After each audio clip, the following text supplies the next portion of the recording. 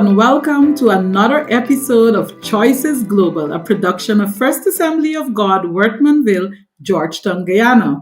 On this program, we curate and cultivate conversations pertinent to nation building, and in this episode, pertinent to families.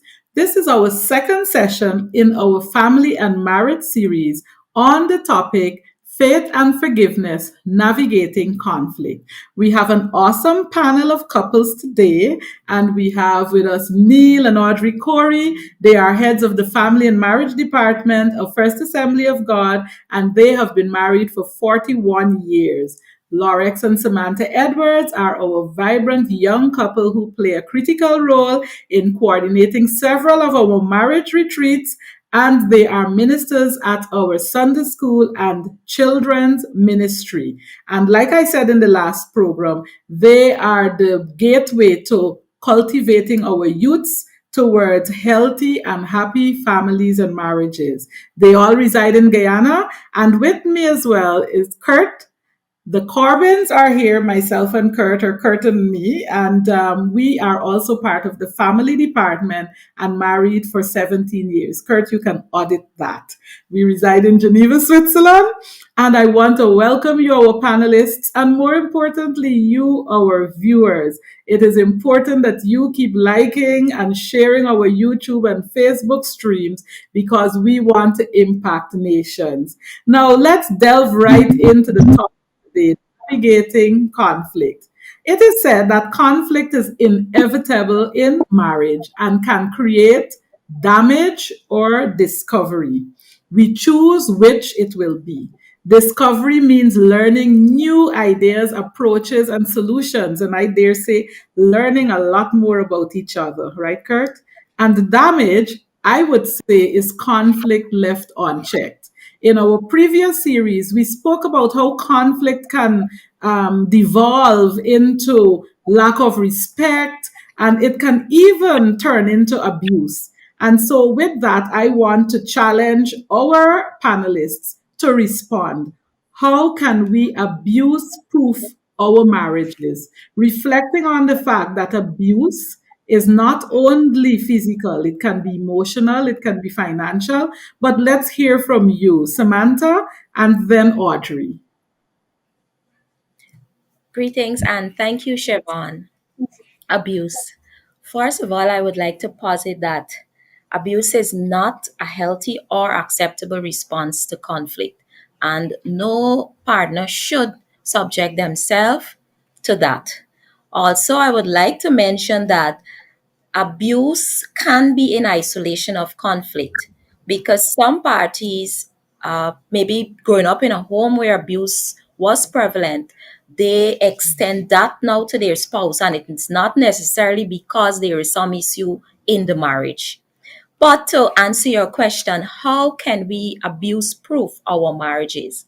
I personally believe that we should set clear boundaries, or I should say healthy boundaries about how we see abuse. For instance, I have made a conscious effort that I will not be abusive to my husband.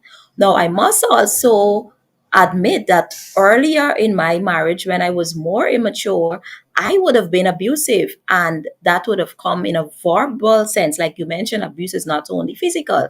Like whenever there's a conflict and it gets heated, words like fool or clown, those, would just fly straight out.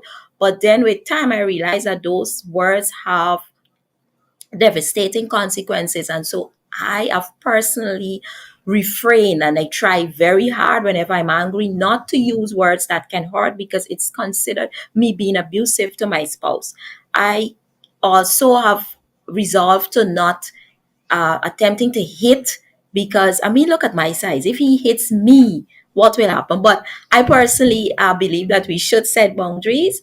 And I also believe that another way we can proof our marriage is by openly communicating honestly whenever we see it appear, or if it appears, whether we perceive it or actual. And by say openly, let's say in a marriage, a spouse hits the other, that's physical, or they're abusive with words or emotionally, don't just sit and accept it. And as for faith based persons, we may say, oh, pray about it, expose it for what it is.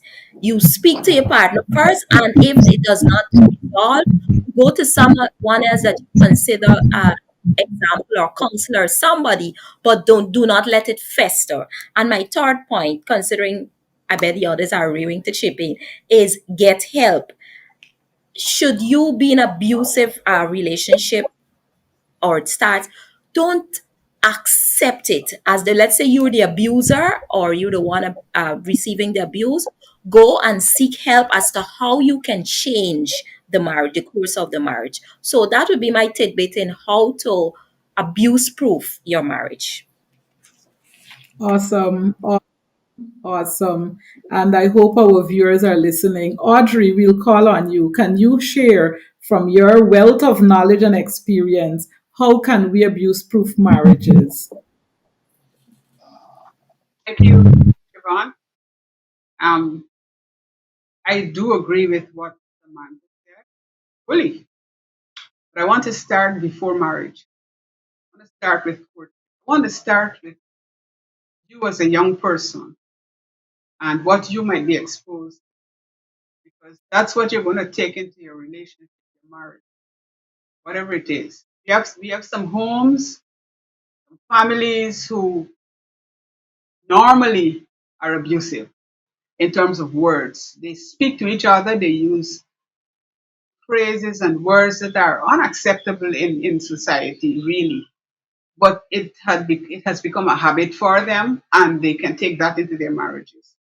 If you are in courtship and your intended spouse speaks and uses words and phrases that are unacceptable to you, that are not necessarily acceptable in society either, you should take note of that. You should make some kind of intervention there. Talk to your intended spouse about it. You do not like it, then you should not accept it. And you must determine, if it does not end, if it persists, you must determine whether you want to go ahead with that relationship, because you are uncomfortable in a relationship with someone who uses all kinds of expletives and uses all kinds of phrases and words that you do not like. So for me, it starts with before you get married, before you even consider getting married. It could be that you're friendly with some one of the opposite sex, and you're talking with the person, and you may be considering, whether this person could be a suitable partner for you, and so on. But what kinds of behaviors and attitudes does that person display? Are you comfortable with that person? And things like that. So I would start at that point, and then of course, you go into your relationship and so on. If you cannot get that resolved, if that person is not willing, if it's not easy to see an end to that kind of behavior, then you should reconsider what you're doing with your own life, because you're going to be uncomfortable in a relationship like that. So you begin with your pre-marriage, your courtship time, and so on. Um, you must determine that you will not abuse your spouse. You must have an agreement there. So if you're married already, or if you're about to get married and so on, there must be some discussion between you about how you intend to live your life, how you intend to share your life with the other person. And those are things that must be discussed, just like you will discuss finances and everything else. And I mean, we did talk about we will talk about finances and having your financial issues also being dealt with in a proper way. But you should be discussing with each other how you intend to proceed in your relationship, and not, invite abuse in any way, whether it be physical or emotional or verbal or whatever, financial. You must determine, because this is where your communication is going to be important. And I believe that communication is a thread that runs through all the different things in your marriage. It includes those kinds of things with abuse and so on. So if you are able to communicate effectively with each other, you're able to share how you feel about different aspects of your conversation, different topics that you will raise from time to time. If you're able to talk about these things freely, all right, and you're determining that these are not acceptable things for our relationship, then this is one way you can cut the likelihood of that abuse taking place in your marriage. You can reduce that likelihood. So we want to be able to start with a healthy relationship, right? Minus those negatives, minus physical, minus verbal abuse and things like that. So if you are a person who does not have um, a good vocabulary and you think that you can spice it up with words and phrases that are unacceptable and your spouse might refer to as not very good, then you should be reconsidering how you behave and really trying to get help if you need it to decide that you will not go in that direction any longer. So abuse is unacceptable. That's the bottom line. Abuse of any sort is unacceptable, and therefore you must be able to determine that if this is not working in my relationship, then I need to either get help. If I am not in the relationship yet, I need to reconsider whether I want to go ahead with this relationship. And if you're in the relationship, you must determine that you need to get help. You and your spouse need to get help. Powerful, powerful. So, young ladies who are listening to this program, you've heard from these experienced ladies. Abuse of any kind is unacceptable. Lorex, let's hear your take. Yes, Siobhan, I'm glad that it's consensus on this program that abuse is unacceptable because in many cultures, it's acceptable. It's okay for the man to sleep with his wife of some sort, but it's unacceptable in any form. And I'm glad Samantha, confession is good for the soul, and she spoke some things out there, but it all boils down with our boundaries that we set initially. We say that, well, this is unacceptable. I don't appreciate you speaking to me this way. I don't want you calling me these names. It's not appropriate in our relationship. And so we desist from it at an early stage. In fact, in many circles, slapping the butt around might be acceptable, but to Samantha, that isn't. So she said to me, don't do it because of the suddenness of which it happens. It caused her to jump and she doesn't like it. So for many other couples, that might be acceptable, but in our relationship, it's unacceptable. So I don't do it. I might like to do it, but because of our communication, because of the set boundaries, I do not venture out in that regard.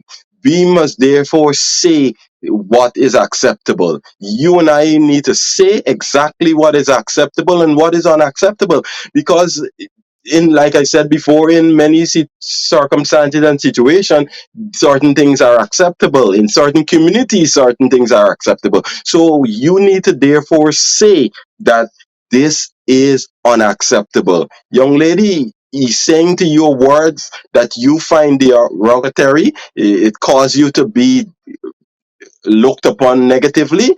Say to him in a quiet and convenient manner that I don't like those words you said to me. Because if you call me a fool, s- tonight you can't come and hug up the fool. And these things lead to other things. So we want to abuse proof our marriages. So we need to put these systems in place, set boundaries, and that will lead to abuse proof our marriages. Wow. Wow. Well, Laura, I want to assure you that you have a brother in Kurt. So I think I will check back with you and Samantha in a month's time to see whether you've been allowed, some leeway. And I think as I say this, I want to share with the audience, to our viewers, that sometimes abuse proofing your marriages, navigating marriages and conflict comes with the requirement for jest. And in our marriage, I'm the moderator and I don't tend to share as much, but in our marriage, myself and Kurt make fun of a lot of things. And that is how we normalize the conversation. That is how we get to transmit whether we like something or not and to set the boundaries. So I love the sharing, Lorex. I love the comments from Samantha and Audrey. And Neil, I want to hear your perspective on how we can abuse proof our marriages. Okay, thank you for the opportunity we're having.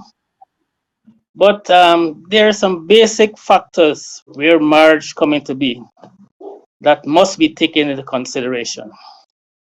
One is knowing what you want for a spouse, what type of spouse, what type of individual you'll be looking forward to. You have to be able to understand what you're committing yourself to, which means you have to do background research, which you have to be able to study the culture and the culture to which your spouse might be coming from.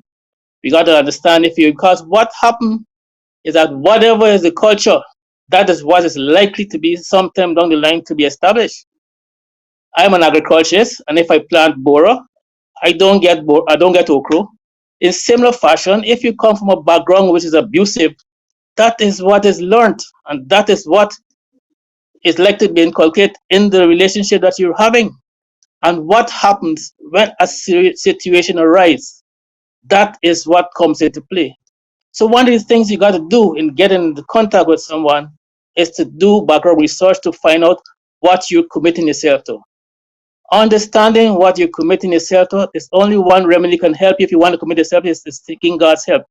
Because only God can make the necessary changes that you so desires of having. It's for you to understand what you're committing yourself to and for you to seeking God's help to be successful this relationship that you're committing yourself to. You see, people find an abuse is that some people, what we term short-tempered, some people react to situations based on how they see things. But to me, they say when you're going into this marriage, marriage is until death, which is a lifetime commitment, and death by natural causes.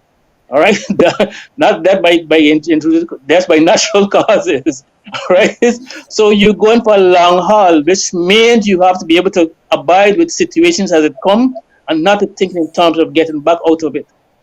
So the commitment that you're about to make, you must have an understanding of what you're committing yourself to. You must have appreciation of what you're committing yourself to. And knowing that the culture of your spouse is what is embedded in them. And you can only get over it is by relating to each other, communicating to each other, letting each other know your likes and your dislikes. You have to be able to plan together to get success of this relationship. It's no one situation when you're committing yourself to marriage. I want this and I want this. No. Rastaman will actually pass out. Rastaman, I man will die. It's for you to communicate with each other. It's for you to say we and us, and you work together to develop this culture that you're committing. So I want to encourage you, if you're committing yourself to a situation, seek God's help and wisdom. First of all, you must understand what you want in this relationship. If you're a dress passion or you're a sport passion, you got to understand what you want in this relationship. Because unequal yoke is bring problem. Because if you're a sports and your spouse like to go and praise God, when you want to get your spouse to rather kind of praise God, there's a conflict comes in there, which means you're having two different understanding of what life and culture is all about.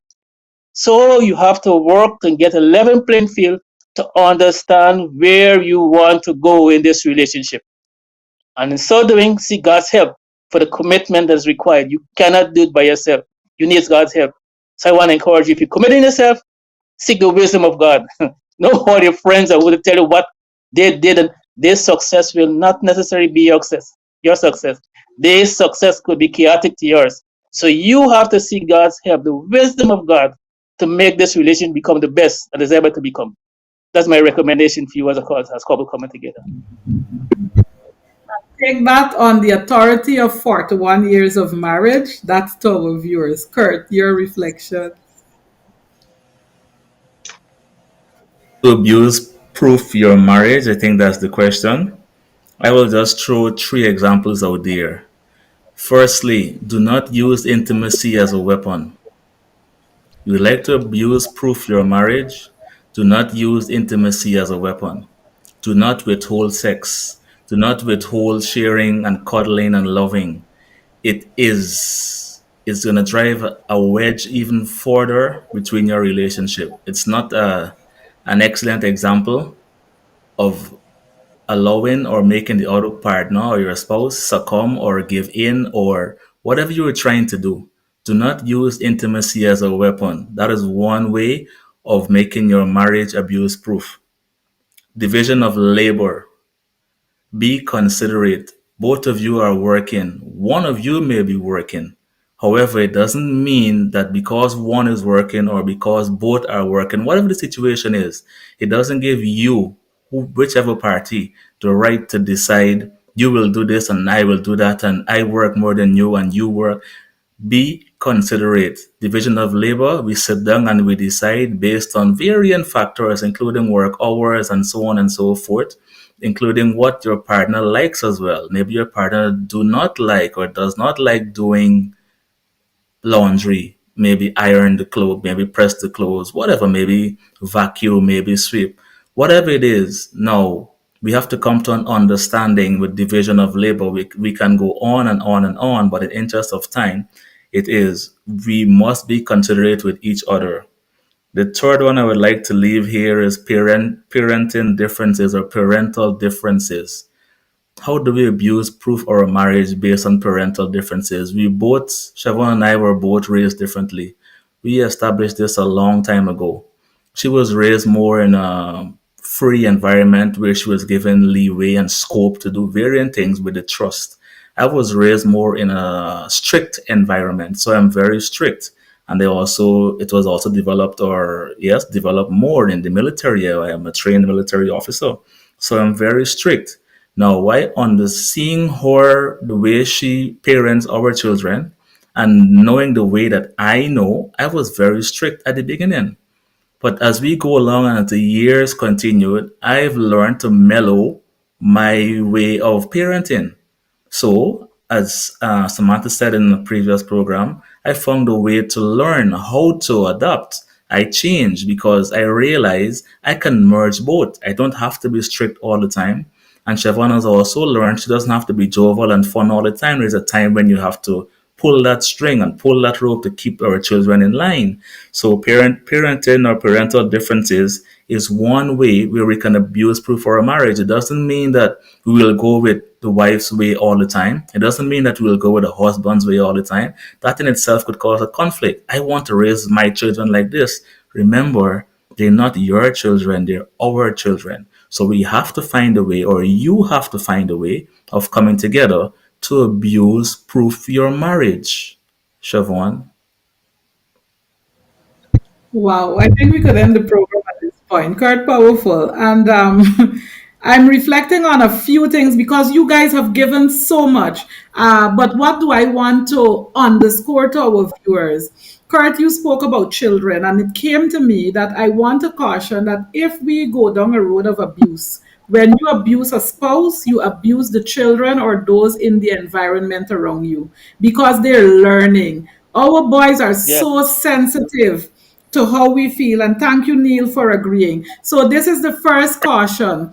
The second caution is I heard Audrey going back not only to the marriage but to the courtship, and I think Yes. this is the opportunity for young people to set their plans right by putting the boundaries about what they accept, what they don't accept. And I want to share a little story. When myself and Kurt were courting, I had seen abuse in my environment. And so I would deliberately get him angry. I repeat, deliberately get him angry to see what he would do. And the one time that it escalated, the young man put his shoes on and I didn't see him for 2 weeks. He thought I was upset but he didn't know he had just passed the first and most important test that I had as a young woman. And so with that, we've never had an issue. So I really want to underscore that to our young people. What I also want to take a quick opportunity to highlight is that emotional abuse is very subtle, and we all might think that we are not in the trap, but we might be. When you're impatient with your spouse, when you put your spouse on a guilt trip, or when you are unhappy and then you start to mope, so that you are now impacting the happiness or the liveliness of your partner. All of those are part of emotional abuse. Five other signs that I want to share very quickly with our audience. If there is a hypercritical or judgmental attitude towards you, that's emotional abuse. If people ignore boundaries or invade your privacy, your partner, yes, your loving partner or spouse, if they invade your privacy, that is abuse. It's not that you should trust each other and we should invite each other in. We can discuss about whether we should have the password to each other's phones, but that is for another series. But I'm saying if they invade your privacy or we invade each other's privacy, that's part of emotional abuse. If we are possessive or controlling, if we are manipulative with our words, we determine when you should do that, who you should speak to. And if persons often dismiss your feelings, we need to be careful. I'll give another example. Myself and Kurt. When Kurt, I'm going somewhere, my husband is always concerned about me and he gives detailed directions. I'm a quick learner and I want him to get to the end of the conversation. We need to balance. We jest about it and we then have acknowledged, Kurt, you're detailed and you are concerned, so I appreciate it. But Kurt, can you hurry it up? Because I get to the end of the sentence before you've even gotten to the middle. And so I just want to share these are practical examples and experiences that we've had that have caused conflict in the past, but with communication and even joking about it, we've been able to overcome. Now, I think, Kurt, there's some reflections that you might want to share, either a question or a reflection, but I hand over to you as my co and lovely husband moderator. Thank you, Are you Siobhan. blushing? I wouldn't. I'm blushing. No, I'm just smiling. It's a lovely smile to my beautiful wife. I had a question in all of our discussion and all of our ramblings and so on and so forth. Very intellectual and educational, I would say. Um, and we're talking about abuse. And looking at the time, I will go to this question: is there a place for faith and forgiveness in marriages? Is there a place after all of the abuse? How can faith and forgiveness heal marriages? And anyone can jump in and go for a few minutes. Taking a look at our time, we leave the last minute for our moderator, Siobhan. How can faith and forgiveness heal marriages? Now, Rex, you want to go I would first? like to, Okay, okay. Yeah, Samantha, thank you. Or I'll let him go and then I'll go. Excellent. There you go. Wow. Consideration. Thank you. We practicing what we preach. yes, thank you, Samantha.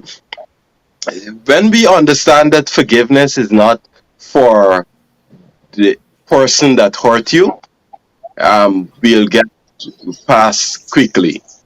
Yeah, because many persons are of the opinion that I'm not forgiving my spouse because she hurt me, eh, right? And we hold fast to that. But it humbugs the entire relationship, not just the relationship with spouse, but it also humbug your relationship with your heavenly Father, your God. Because as a husband, if I hold iniquity in my heart against my wife or any resentment in my heart against my wife, my prayer is hindered.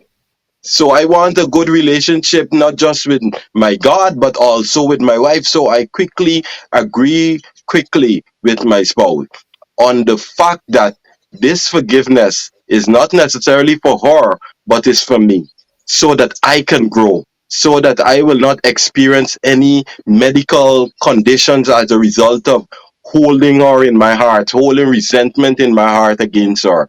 So I quickly um, go to that point where I forgive.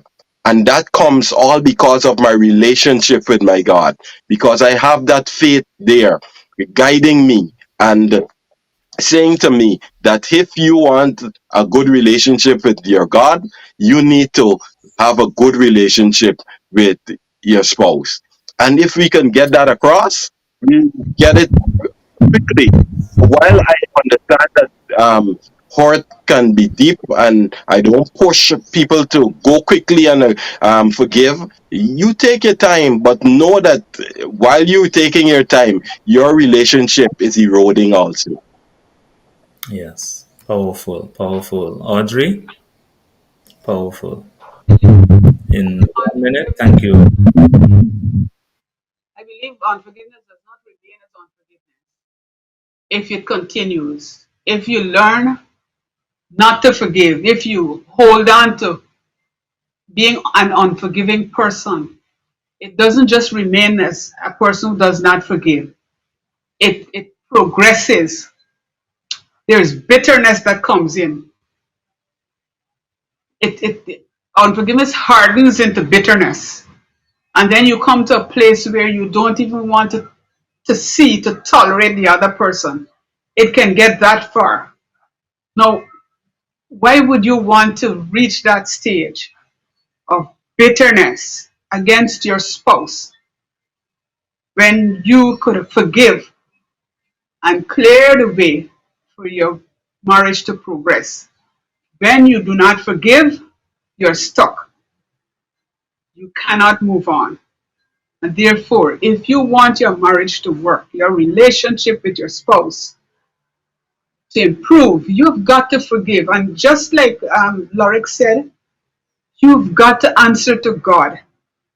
We are always doing stuff that we need forgiveness for.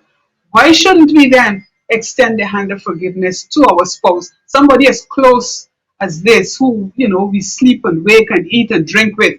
Why shouldn't we extend that hand of forgiveness? So we should forgive our spouse and quickly, because sometimes when it takes too long, it's harder to forgive. Forgive quickly, forgive instantly. So don't even wait for the person to say, forgive me. Just forgive the person. The person may have done you wrong. You may have been offended by something, whatever it is, but just forgive. Do not wait. Forgive.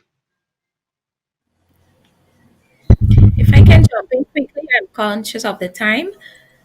Kurt, yes, forgiveness. While I agree that we should, I want to posit, especially since we just touched on abuse, that forgiving does not mean that we don't need to deal with the issue that would have caused the hurt.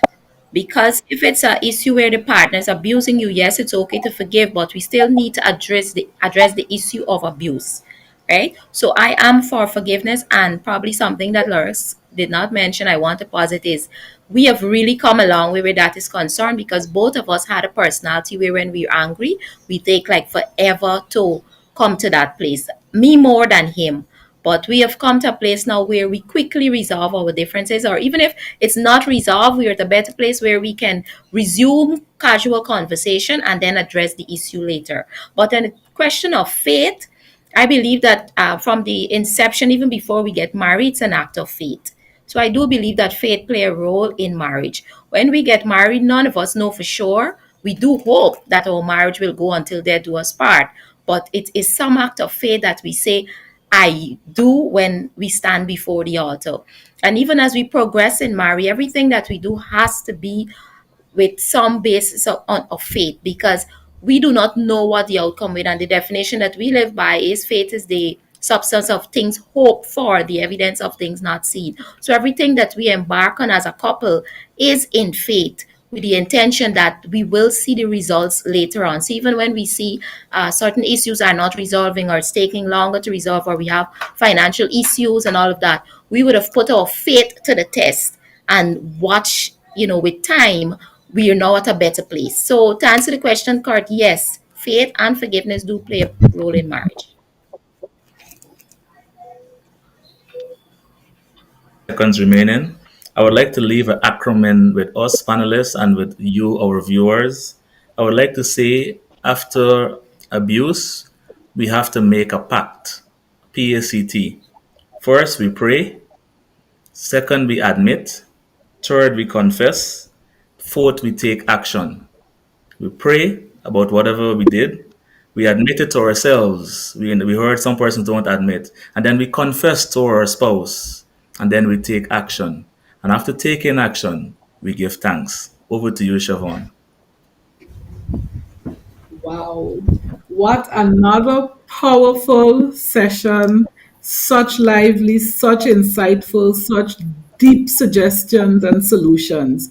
I started off this segment positing that conflict is inevitable in marriage and it can either create damage or discovery.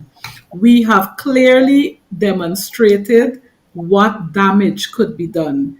On the discovery end, this is where I challenge our viewers to reflect on the value and the intent of marriage to be unity, to be productivity, to be security, to be harmony. And if there is one biblical principle that leaves us bound up in keeping our marriages, it is the concept and the action of love. And I leave with you the Corinthians definition as we close this program. Love is patient, love is kind. It does not envy, it does not boast. It is not proud. It does not dishonor others. It is not self seeking. It is not easily angered. And it keeps no record of wrongs. Love does not delight in evil, but rejoices with the truth. It always protects, always trusts, always hopes, and always perseveres. To you, our panelists, thank you again for all of the insights you've provided. And to our viewers, we want to thank you for joining us in this episode. As we close, we want to remind you that you can keep in touch with us at faogw.org and our YouTube channel, Choices Global. As you look at our live stream, I ask you to like and share the pages so that what you benefit from can be a benefit to many others. Join us again 5 p.m. for another episode of Choices Global. I am Siobhan Corbin alongside my lovely and loving husband, Kurt, your moderators for today, encouraging you to write positive stories in your marriages and your families and to just love. This is Choices Global.